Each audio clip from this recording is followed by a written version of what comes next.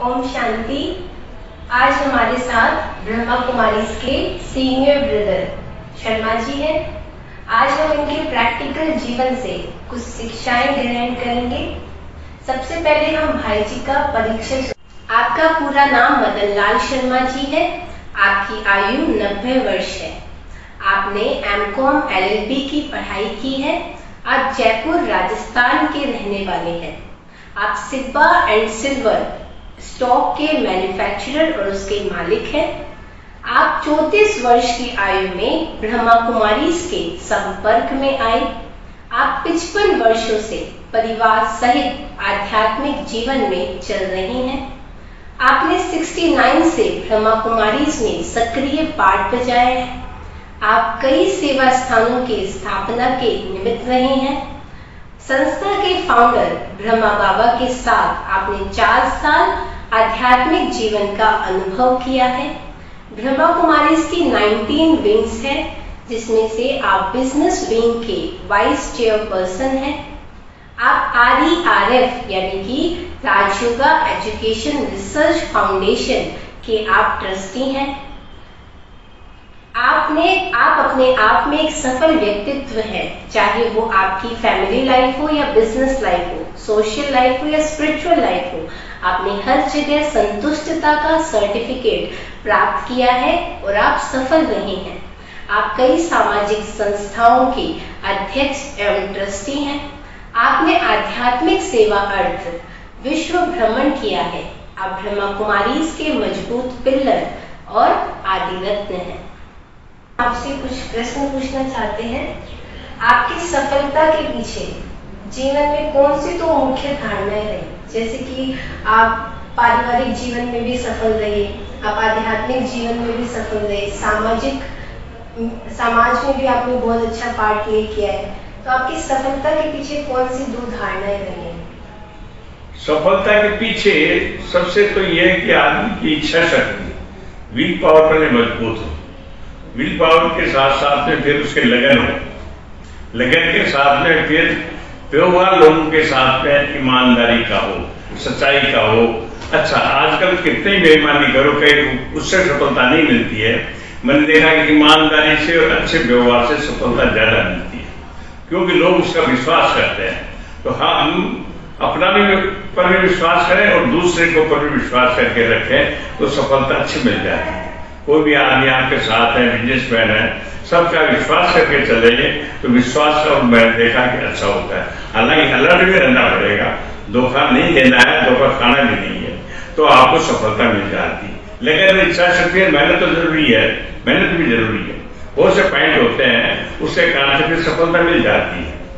जो भाई बताया, मेहनत भी है, लगन भी है, इच्छा शक्ति भी है, विल पावर भी है, व्यवहार भी है, सच्चाई सफाई भी है, और तो उससे सफलता मिल जाती है।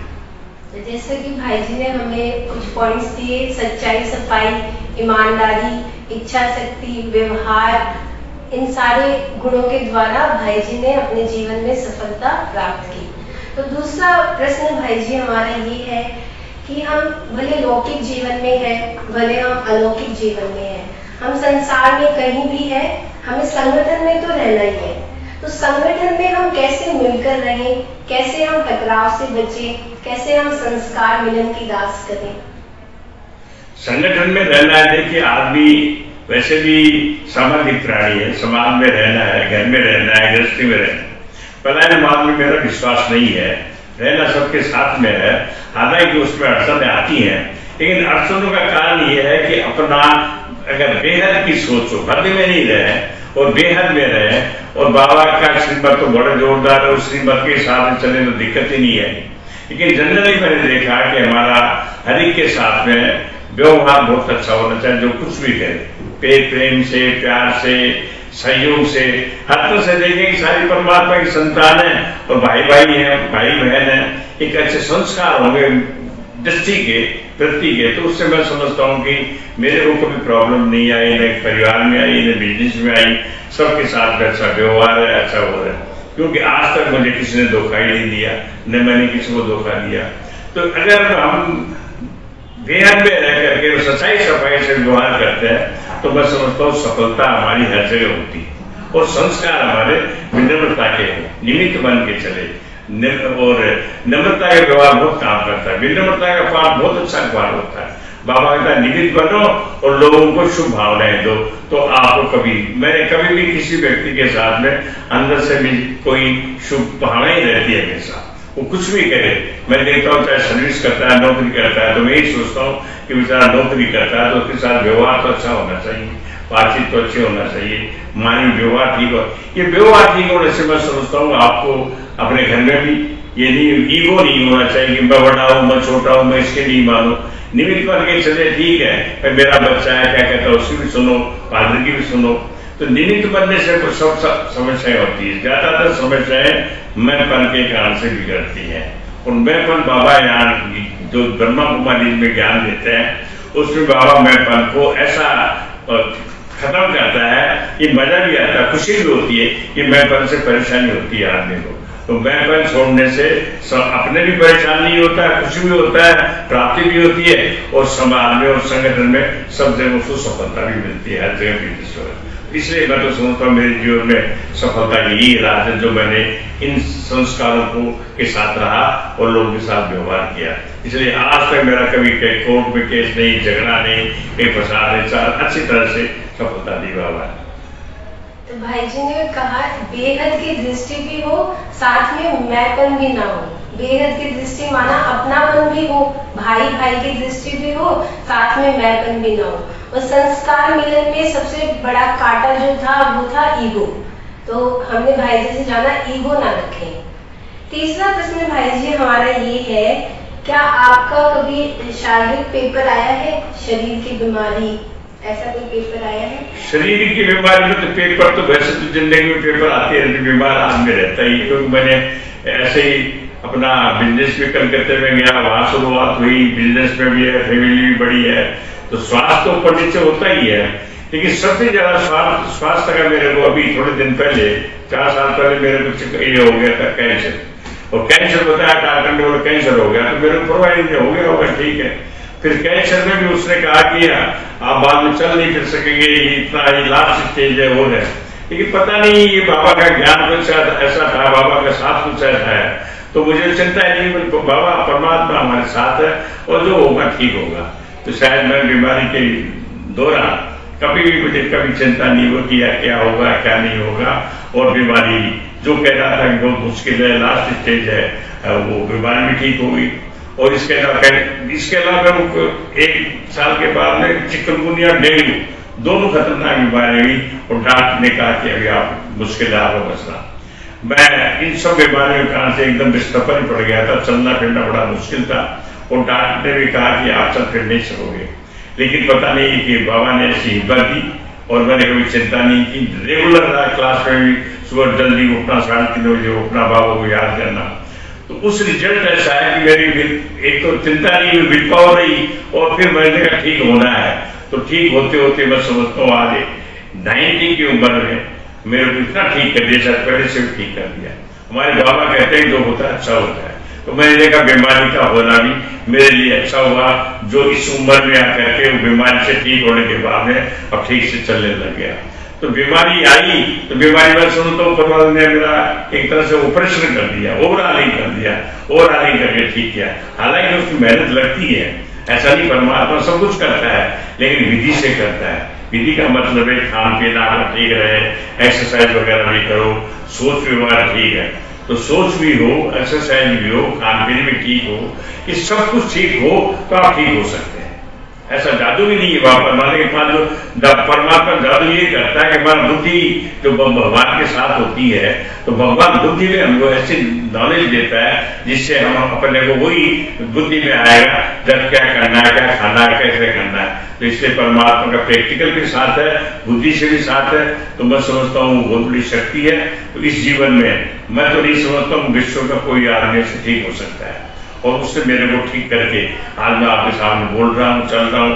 ये तो खांसी, जुकाम, पड़ा रहना, चलना फिरना, तो ये भी एक वंडर है। वंडर ये भी है कि अगर आपकी विल पावर है, परमात्मा का वो साथ है, खान पीन ठीक है, निश्चय बुद्धि है, थोड़ी मेहनत करते हैं, तो आप जरूर सफल होंगे, चाहे कैसी परिस्थिति हो। इस परिस्थिति में उसने इतनी सफलता दी तो मैं तो उसका बार बार शुक्रिया करता हूँ, वाह मेरे बाबा शिव बाबा का बाबा। और दुआएं भी बोल देती है, हमारे कर्म में ऐसे किए सारे दुआएं मिलती है, दोनों से बहुत फर्क मिलता है।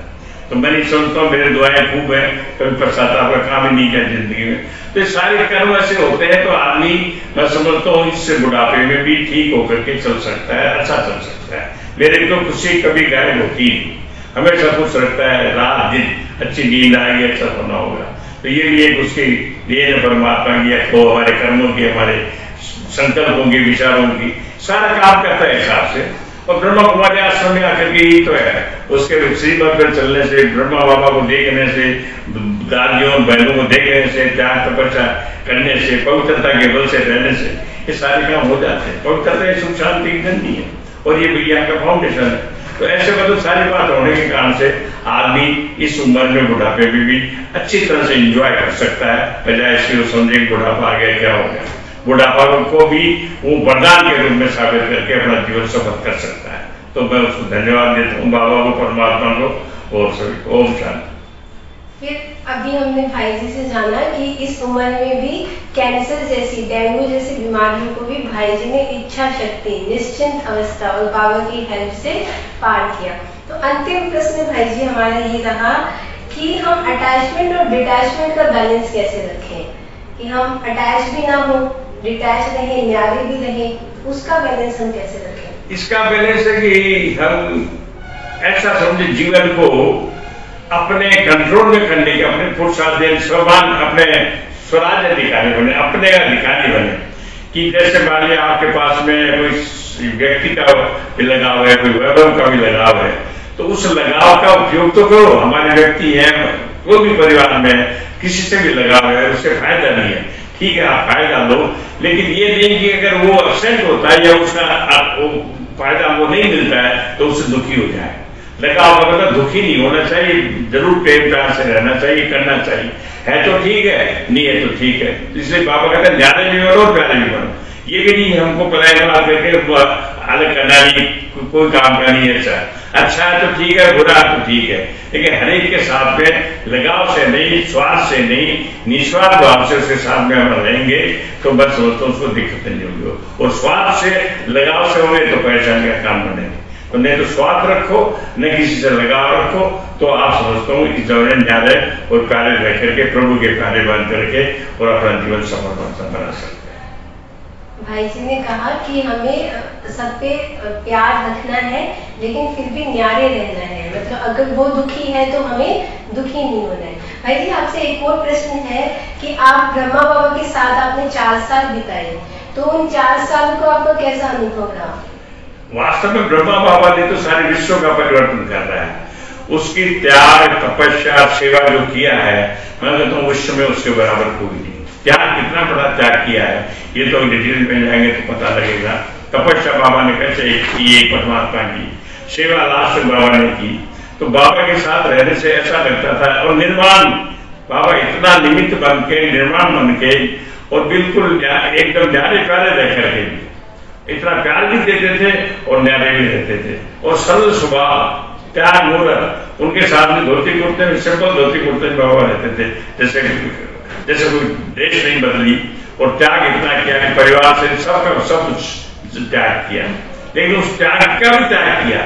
उन्होंने हमेशा सोचा कि मेरे से बच्चे आगे जाए, सबको आगे रखने का कोशिश किया। ये भी जीवन में सफलता देती है कि अगर आप हर एक जगह अपने परिवार को या किसी को आगे रखने की कोशिश करते हैं तो आपका भाग्य और भी ऊंचा होता है। उसको बाबा ने ऐसा करके दिखाया कि मेरे बच्चे मेरे से आगे। तो बाबा का ऐसा त्याग का, तपस्या का, सेवा का, साथ में रह करके निर्माणता का प्यार इतना दिया कि बाबा पिंडोसार हो जाओ, और इतना बिल्कुल प्यारा प्यारा, बिल्कुल निर्माणचित।